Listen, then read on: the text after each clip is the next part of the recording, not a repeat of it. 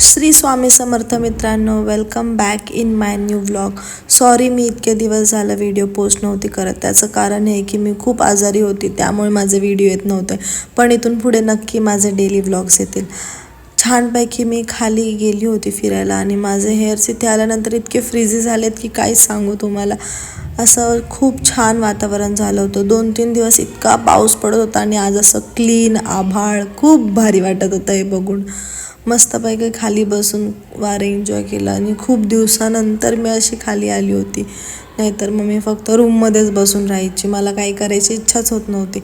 आणि मग वर आली आणि आज मी जेवण ऑर्डर केलं होतं. मस्तपैकी पुलाव, गुलाबजाम आणि मसाला पापड असं जेवण होतं.